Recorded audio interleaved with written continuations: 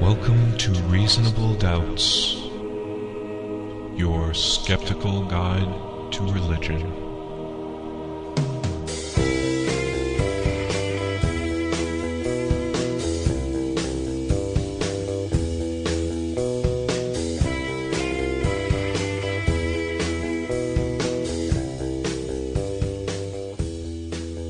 You're listening to Reasonable Doubts, the radio show and podcast for those who won't just take things on faith. I'm Jeremy Beahan, and for this special episode of Reasonable Doubts, we're featuring a lecture I gave in February to the Grand Traverse Humanists in Traverse City, Michigan. The lecture was entitled, Does Religion Make Us Better? A critical review of the religious pro-sociality hypothesis.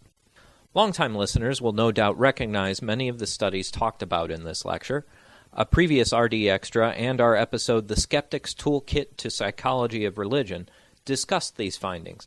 But this lecture is a bit different, mostly in the trivial, and I'm sure disappointing fact, that I am presenting the findings rather than our resident Dr. Professor Luke Galen. But I think this lecture has some merit in that it finally collects a wide range of studies discussed over several years on the show into one convenient place, hopefully making it easier for fans of the show to review the information or share with a friend. And please do share. This is important research, and I know Dr. Galen would agree with me in thinking that it hasn't gotten as much attention as it deserves. So you'd be doing us and the cause of skepticism a great favor by sharing this lecture on whatever blogs or social media you frequent. And never underestimate the power of good old word-of-mouth sharing either. And please visit doubtcast.org to share any comments, questions, or feedback you may have about the episode. Also, be sure to tune in next week for the Doubtcasters' review of the new Christian propaganda film, God's Not Dead. Should be a good one. Until then, take care and keep doubting.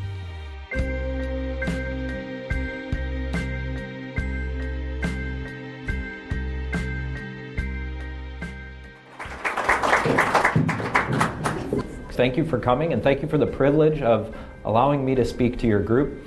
My name is Jeremy Beahan. I teach world religions and introduction to philosophy, along with a handful of other subjects at Kendall College of Art and Design.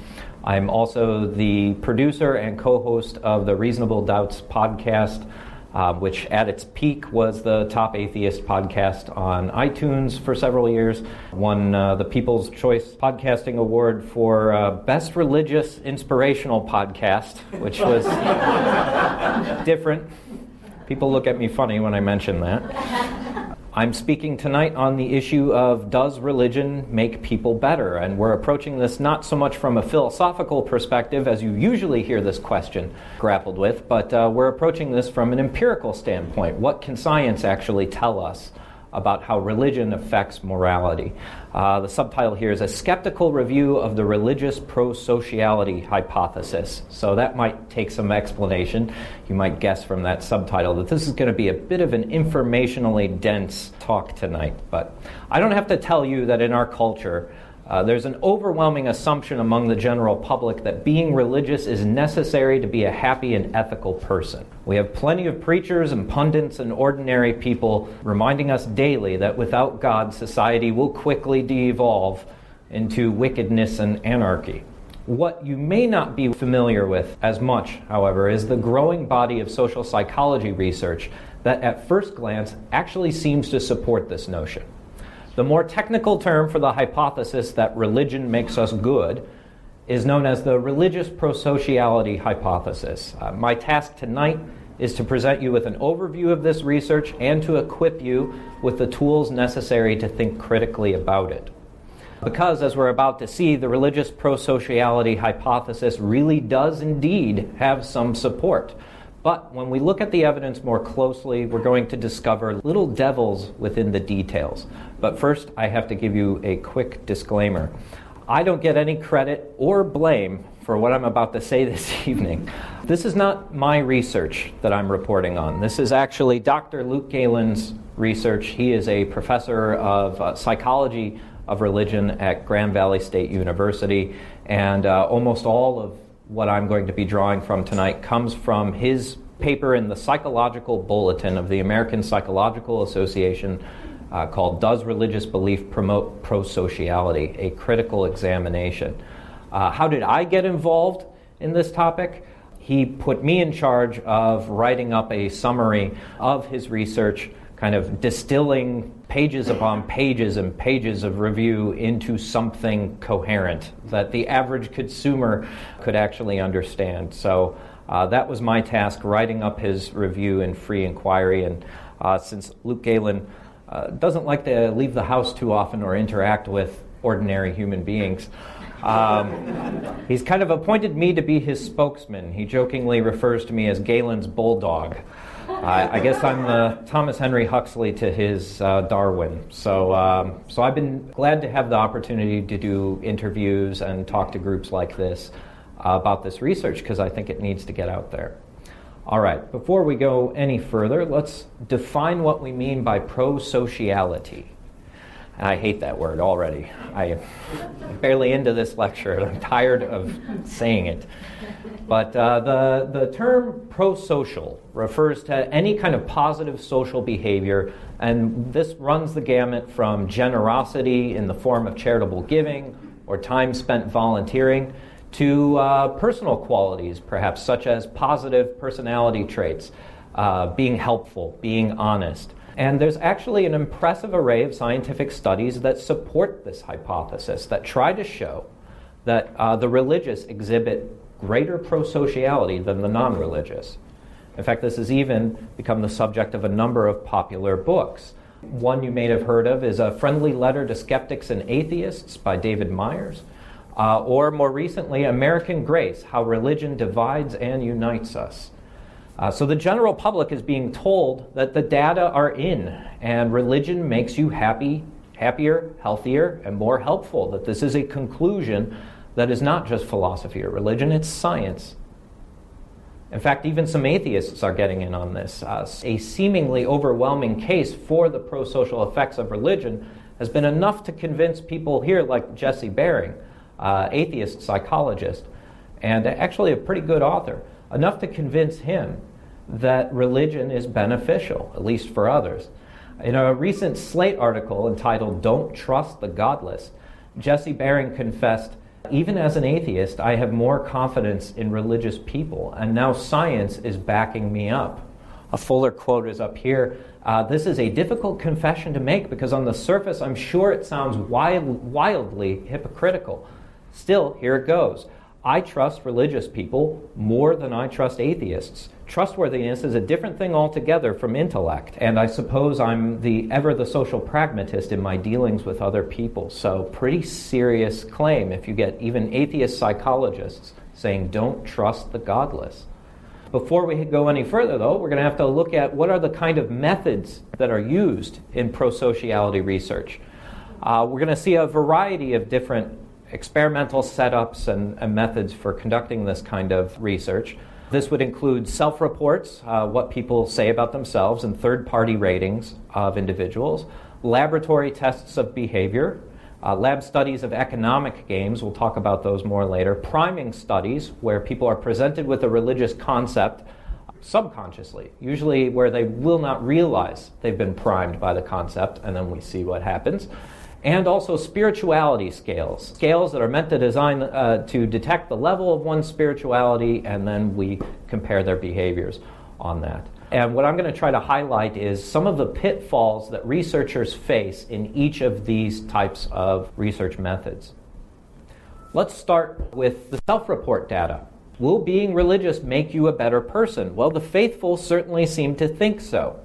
When asked to give an assessment of their own character and values, religious individuals tend to report having a more grateful disposition. They rate themselves as more helpful. They claim to value forgiveness more highly than the non-religious. And many studies actually take these self-reports at face value. The fact that believers think they're more moral is actually taken as evidence that they do exhibit these prosocial traits. The big question is, should we take believers at their word? No, not if their evaluations are based on a self-serving bias rather than a realistic assessment of their own character. Self-report data tends to be unreliable by its very nature. People are prone to forming positive illusions about themselves. We all do it. is we tend to inflate our responses on questionnaires as a result to make ourselves look better. Sometimes this is just concern over our own personal self-image. Social psychologists would call this self-enhancement. Or sometimes we want to make a good impression with others or a good impression for our group in particular. This is sometimes referred to as impression management.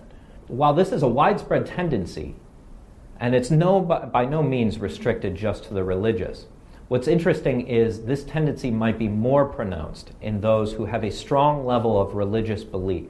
Highly religious people tend to view themselves as better than others generally, even better than other religious individuals. And they also evaluate themselves more highly than non-religious individuals on attributes that have absolutely nothing to do with religion. So, for example, they might score themselves higher on measures of intelligence or being a good worker, things that do not seem immediately related to their religious morality. Those high in intrinsic religiosity actually have been shown to have a higher degree of self-enhancement and impression management. To give just one example, if you prime a Christian with self-esteem primes, you'll see them actually rating themselves as living up to Christian principles more often than their fellow believers.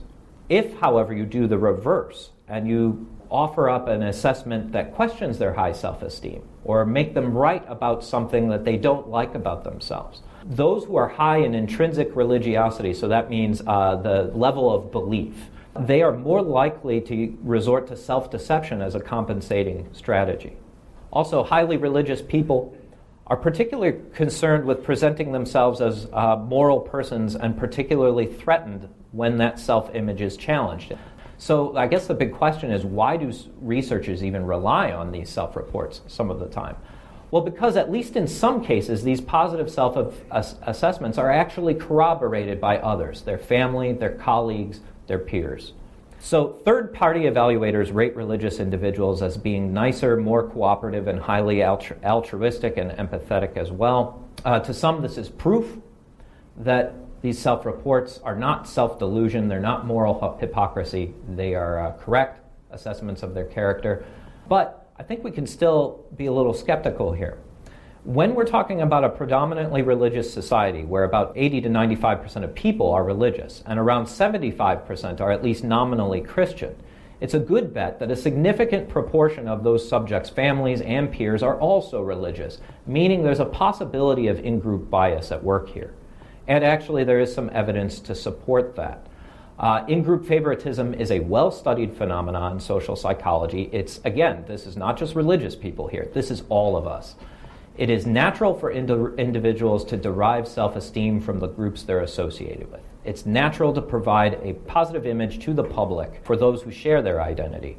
So consistent with the predictions of social identity theory, we see believers tend to show more favoritism towards other individuals and speak more poorly of non-religious, and this even includes those from different religious groups. Often this favoritism, and here's the key point here, often this favoritism is extended to other religious individuals regardless of whether or not they behave well or poorly.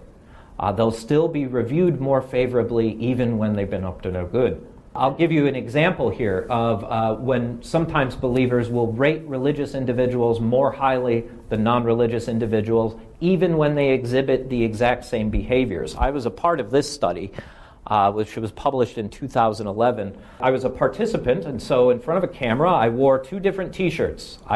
Three, actually. Just a plain white T-shirt. Then, in the other condition, I wore a Jesus fish T-shirt. And then in the third condition, I wore a Darwin fish T-shirt. And then I read the exact same script each time, which was I was presenting myself as a college student who was using my spring break to help a disaster relief organization and talking about my positive experiences. No mention of religion or anything else. What we found in this study was that people rated me as more likable, more intelligent, more trustworthy, and more kind, and more moral overall when I was wearing the Jesus fish. So exact same behaviors, but a subtle cue that I might be religious makes people evaluate my behavior better. Most studies that rely on peer ratings do not adequately control for this tendency for in-group bias, and that's the problem. Ideally, researchers would ensure that participants are completely unaware of the religious identity of those that they're rating. Then we'd have more reason to trust their evaluations as accurate. But this, sadly, is rarely the case. However, in studies that do, in most studies where the raters are actually aware of their target's religious identities, a clear bias emerges. And that suggests an in-group bias. When the people know they're religious, they rate them more positively. There is an interesting twist to all of this. Non-religious individuals do not appear to rate their fellow non-believers as any more pro-social than they do the religious. For some reason, this in-group bias doesn't seem to be affecting the non-religious to the same degree. Now, shouldn't the fact that non-religious people also rate the religious highly indicate that these judgments are based on a clear-headed assessment of their character? Are atheists really going to have a pro-religious bias? Actually, it's quite possible that they would, if their judgments have been swayed by a strong religious, pro-religious cultural stereotype. And again, there is evidence to suggest that's the case. Here's more evidence for a pro-religious stereotype that we can find by looking at similar studies that are conducted in different cultures than our own. For example, self-reports of happiness, life satisfaction, and personality measures like agreeableness are more closely associated with religion in the United States than in the United Kingdom or Northern Europe, where religion is less dominant. To give you one specific example, this particular study here asked people to rate their impressions of people just from looking at photographs of faces. And smiling faces were judged to be more religious than non-smiling faces. That was in the United States. In the United Kingdom, the exact opposite was true. And this tends to be a general relationship between religion and self-control, mental well-being, psychological adjustment, social support. In general, in societies where the non-religious are the majority, people of the non-religious are rated more favorably on all of those particular measures. So again, evidence that there is a cultural bias at work here. I think by now it should be clear that self-report data doesn't provide reliable evidence for the religious prosociality hypothesis. Self-evaluations of religious subjects are vulnerable to self-enhancement, impression management, distortions, and others, and they are contaminated, quite possibly, by a widely held pro-religious cultural stereotype. It might be better, instead of trusting self-reports, to look at experimentally controlled measures of behavior, or if you prefer the way Jesus might say it, we should judge believers by their fruit, not by their words. Let's look at what their actual deeds tell us. Well, for one, religious individuals claim to value forgiveness more than others, but actually any effect on their religiosity on actual forgiveness has been found to be negligible. This is just one study that shows that a comparison of self-reports with controlled experiments on behavior reveal how often believers fail to live up to their high opinion of themselves. Those in intrinsic religiosity, again, this is a measure of belief, report a more grateful disposition, but do not perform better than anyone else in studies measuring reciprocal behavioral gratitude. Will they give back? High intrinsic religiosity doesn't seem to reduce aggression, though here's kind of the scary detail. It tends to make people think they're less aggressive than they really are. Fundamentalists in particular report higher levels of altruism towards everybody, but in reality, they are more willing to help friends or like-minded individuals. They're not as likely to help strangers or what is sometimes called value violators, perhaps like a homosexual or something like that, that is clearly on the wrong side of the divide on some culture war issue. We have to remember, again, that everyone tends to overestimate how moral they actually are. So this is really common to find a gap between how individuals predict they'll behave and how they actually behave. If we were to take everybody in this room, we would probably see the exact same phenomena. We are no different. It's just that the effect seems to be more pronounced in religious populations. As we said before, highly religious do show a greater tendency towards self-enhancement on questionnaires, and this disjunction between self-report and measured behavior is actually wider in the religious than in the rest of the population. In fact, the greatest gap we can see between altruistic beliefs and altruistic behaviors is actually found in those who rate religion as more important to them personally. What's funny is sometimes the experimental evidence is so contrary to our stereotypes about religion that some researchers put a spin on this conclusion. What they're publishing is showing no positive effect for religion, but their abstract or the way they interpret the data speaks in glowing terms. For example, this particular study here, McCulloch and Worthington in 1999, said even if religious people are no more facile at forgiving in real life situations than are less religious people, they do desire to be forgiving, and goes on about how great it is that they want to be good, forgiving people. I'd like to argue to you that praising believers for their moral intentions kind of misses the point. It's not that we just desire to be better and that's good. In some cases, they already think they're superior. And there are major dangers in having an unrealistic assessment of one's own character and limits. Let's move on to a different type of study, religious priming studies. Though religious individuals do not seem to behave as morally as they report, it would still be very odd, I personally would find it strange, if religion didn't have some impact on moral behavior. After all, scriptures and sermons abound with exhortations to love thy neighbor, to do unto others as you would have them do unto you.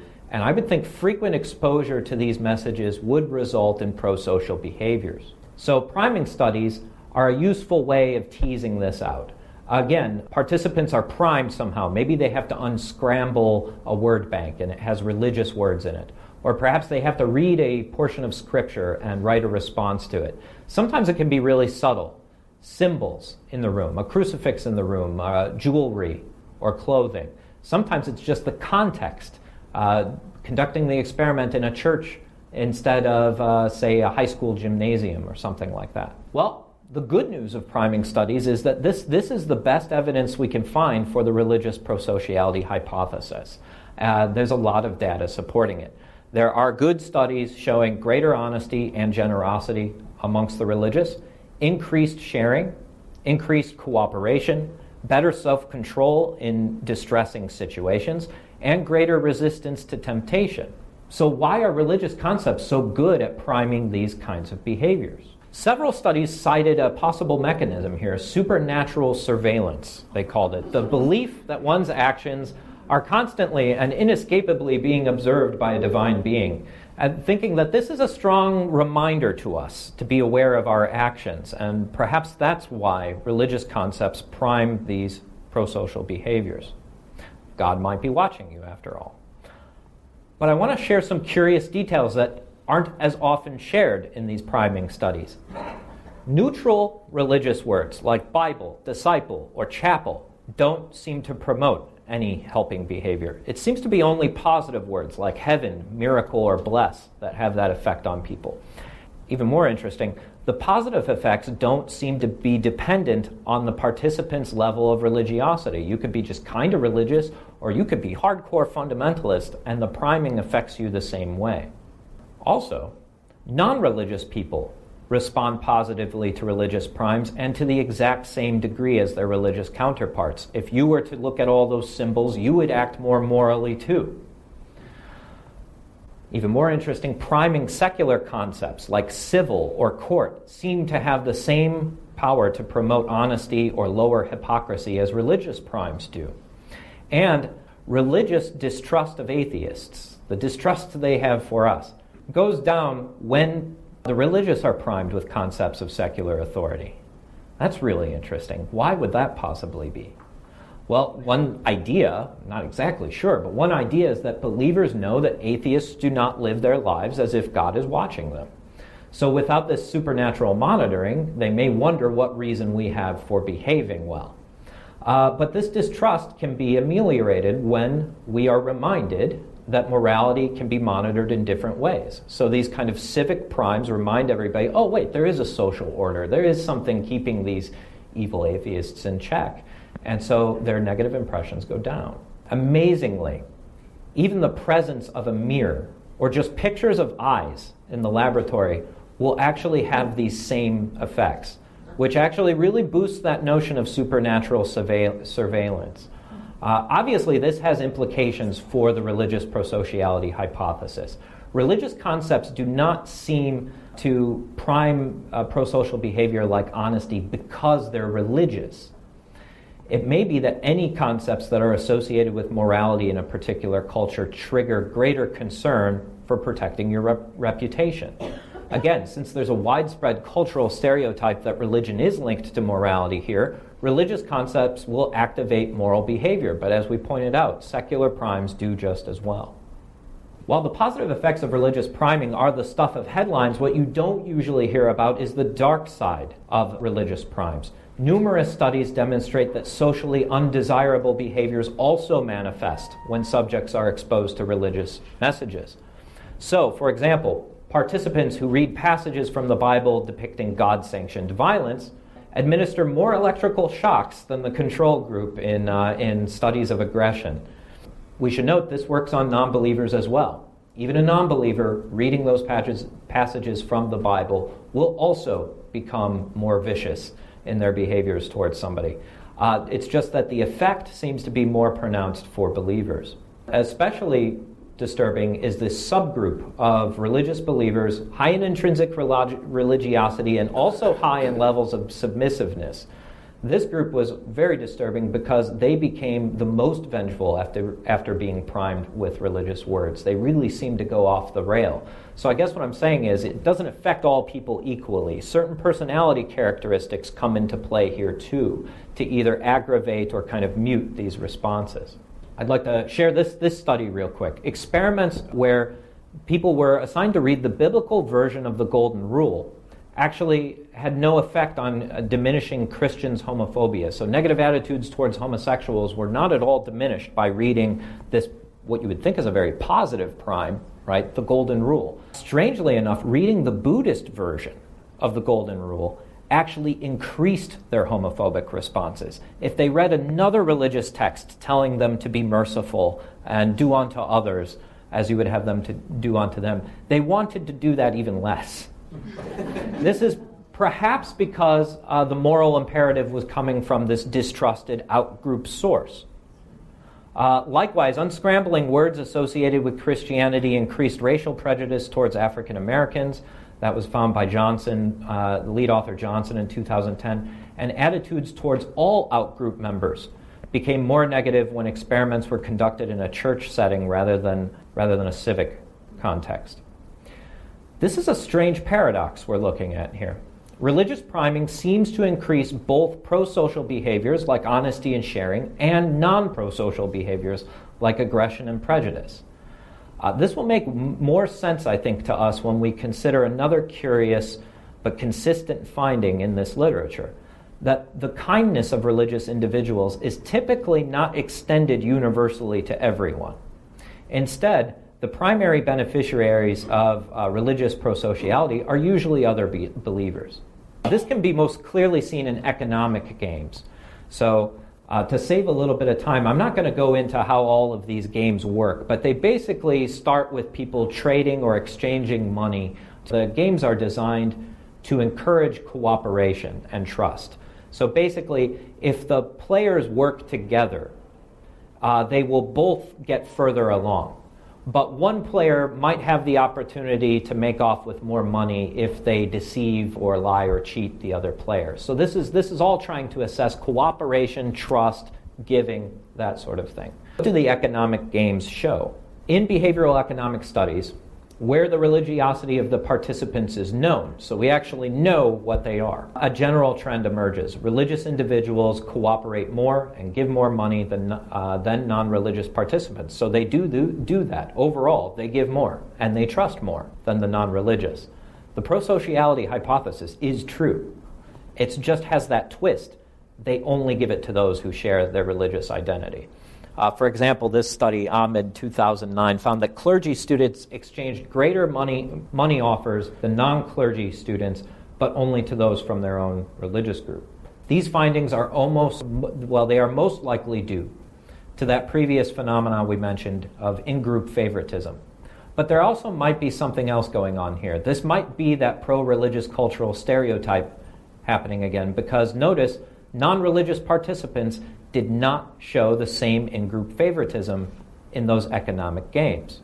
They also trusted religious participants more than their non-religious peers and allocated more money to them overall, even though that money would not be reciprocated in the end. Yeah, it's amazing how ingrained that stereotype is. This pattern of preferential treatment is not limited to behavioral economic studies. It constitutes a general trend across the entire literature. In fact, a new word had to be coined just to explain it. One researcher who's very popular in this by the name of Saraglu coined the term minimal prosociality, meaning the greater helping on the part of the religious that's extended to friends and in-group members, but not to out-group members who threaten religious values. So I guess the correct way to say it, or what's consistent with most of the evidence in these economic games, are that religious people are minimally prosocial. And actually, if we take this idea of limited prosociality seriously, it explains a lot of other trends that we see in the data. For example, across different cultures, we see that religiosity is weakly, but it's still positively correlated with the value of benevolence, charity, helping people out. And yet, at the same time, it's negatively related with the value of universalism, helping out, your neighbor, your stranger, the Good Samaritan, that type of thing. Again, it seems like a contradiction, but when you take the idea of limited or minimal prosociality seriously, it tends to make more sense. It's that in-group favoritism again. Also might explain things like why religious primes increase ethnic prejudice and derogation of out-group members, right? Because religious concepts activate an in-group bias in people's mind.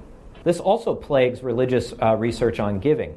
This is one of these conclusions I'm not as sure about, but it is very clear that religious organizations themselves are the largest sources of charitable giving. Religious people give way more to charity than the non-religious, and that finding has held up across the board.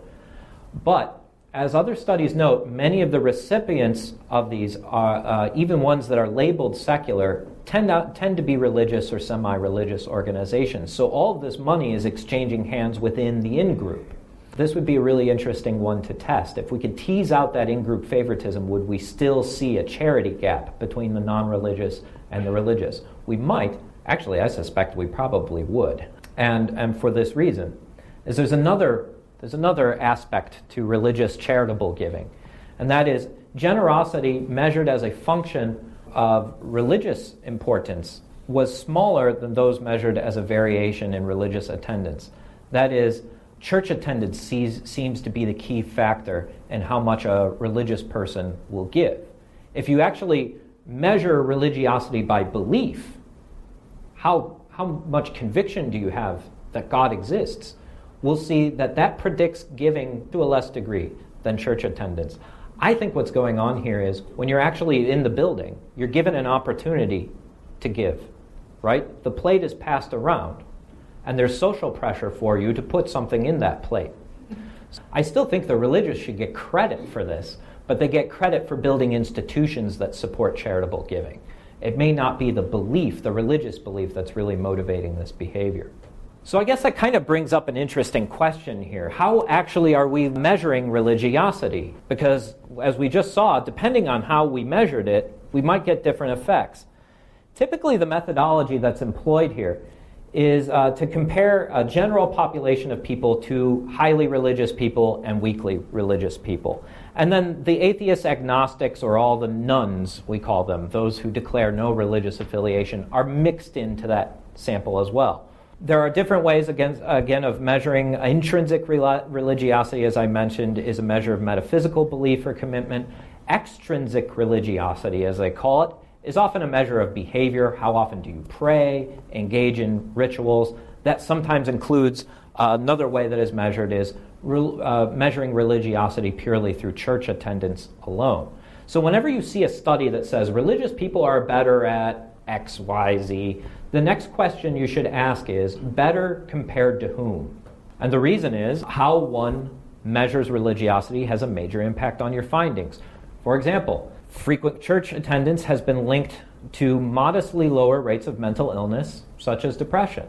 But the effect is negligible when you measure religiosity as strength of belief.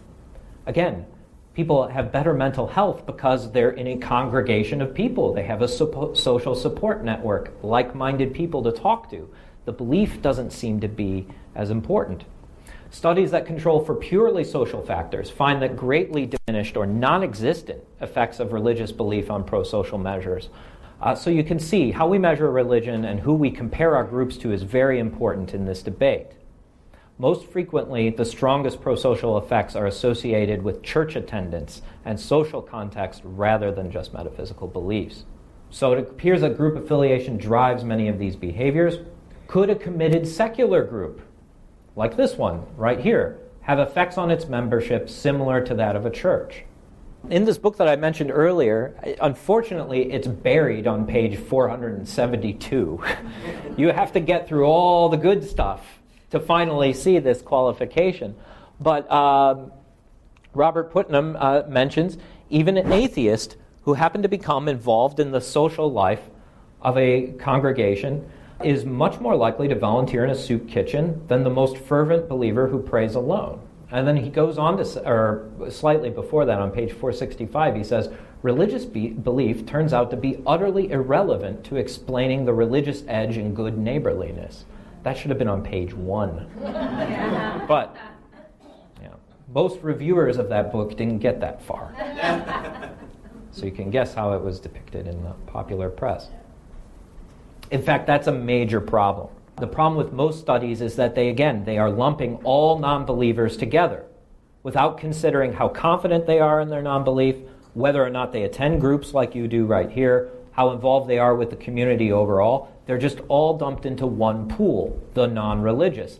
And then they're compared with weakly religious and highly religious, typically highly religious people who are in a church context. When you do that, you do get what's called a linear effect. If pro-social, being happy, healthy, and more helpful is all on this axis, and religiosity on this one, we would see as religiosity rises, the more religious you get, the more happy, helpful, and honest you are as an individual. But what we're kind of doing is we're cutting off half of our sample. The few studies that compare highly religious people with the confidently non-religious actually show what's called a curvilinear effect between religiosity and prosociality. To explain what's going on with this curvilinear effect, I should have had notes, but I didn't. Essentially what we've done is we've expanded our sample. So before, the atheists and the agnostics and humanists were getting lost in this side of the curve. Now we broaden it out, and we actually see that it's the less confident, the weakly religious, the weakly secular, in the middle, that tend to have poor ratings on pro-social measures. Oh, here's what I was looking for. Here we go.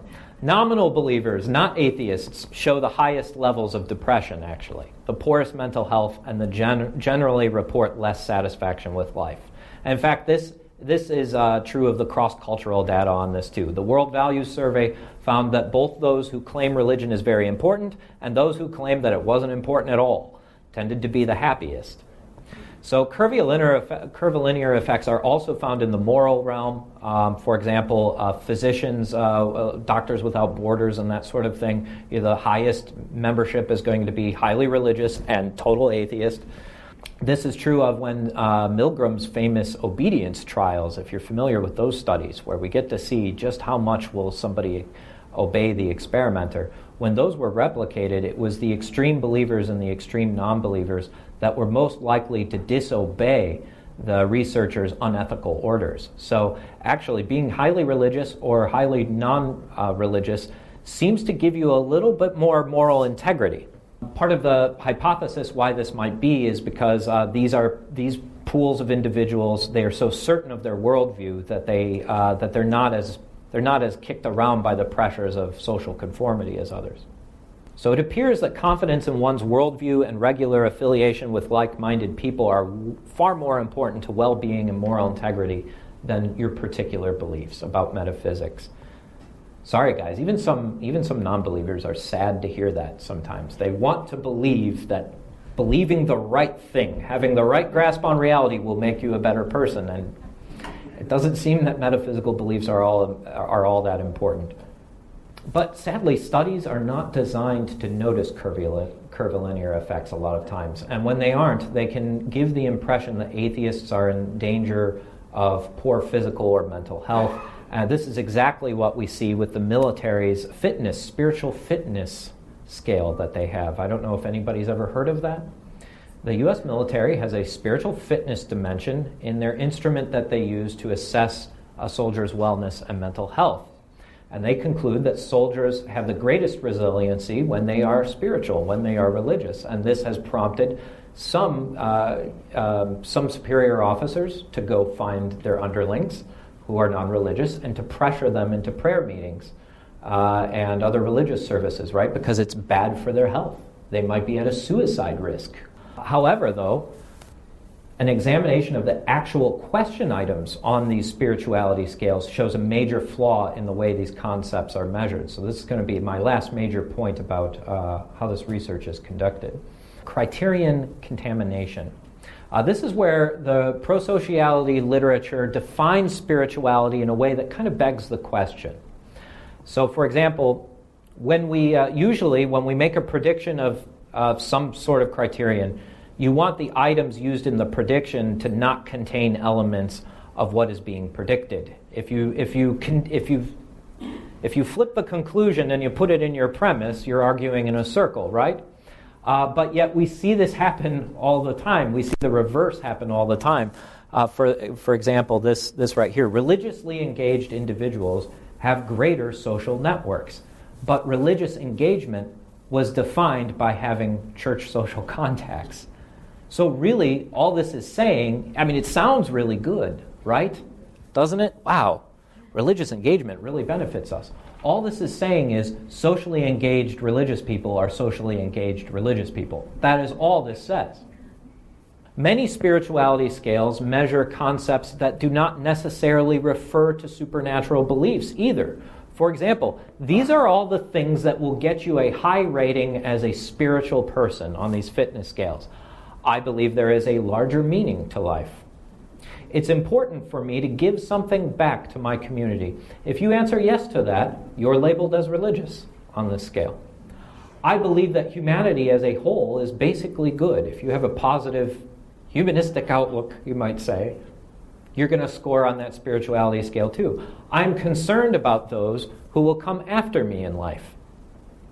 So numerous studies, including this military spiritual fitness assessment, claim to demonstrate that religiosity is related to pro-social outcomes, but they are really just criterion contamination effects.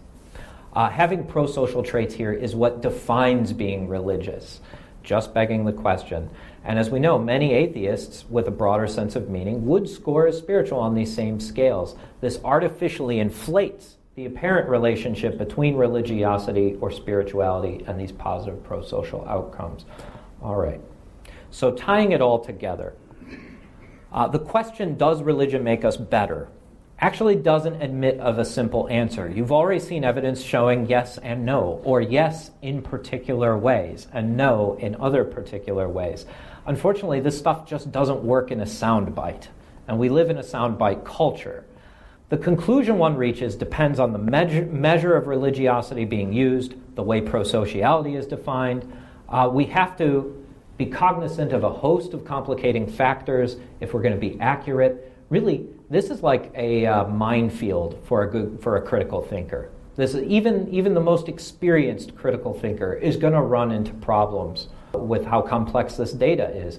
So Luke Galen came up with 10 questions for thinking critically about religious pro-sociality that will help people in the future to think more carefully about these studies. Number 1, has the research controlled for the possibility that stereotypes, such as the expectation that religious individuals will be more pro-social, have those stereotypes affected self-reports and ratings? Are the results based on evidence that have been compromised by in-group favoritism or bias? When pro-social effects follow the priming of religious concepts, would those same effects follow secular primes? That's a great one for the priming studies. Number 4, is the study also able to detect potential negative as well as positive effects for religious primes? Is the research based on self-reports Or does it also measure actual behaviors? If it doesn't measure actual behaviors, it's worthless. 6, could the context of the study have an impact on the results? For example, would this study get the same results in the United States as opposed to other nations in Northern Europe that are predominantly non-religious? 7, are the results solely attributable to religious belief itself, or is there a group affiliation effect going on? If church-attending believers are compared to non-church attenders, the source of any differences might be unclear. Number 8, does the study conflate non-belief with low religiosity, or do we have a clear measure of the non-believers? By the way, if we're going to ever fulfill number 8, we need more research on secularists. So we need more researchers willing to study communities like this and answer surveys and that sort of thing. So if you ever see those things pop up in your inbox, please take them. It will help us all. Number 9, do the religious groups under comparison allow for an examination of curvilinear effects? That is, if you're comparing a church group, you got to compare it with an equal group like this. Number 10, has religion or spirituality been defined in a way that would also include prosocial behavior just from the definition? I think if you watch for those things, you're going to have a leg up on most other people who are paying attention to this particular research. I hope you got something out of that. I hope that brings a little more clarity to this often confusing debate. And last thing, just want to put in another plug for my podcast. If you happen to enjoy what you heard tonight, found it enlightening at all, both I and the author of the Psych Review, Luke Galen, we both work on this podcast, Reasonable Doubts. You can find it at doubtcast.org. It is one of the most informationally dense podcasts you'll find that still manages to be funny from time to time. So, thank you very much.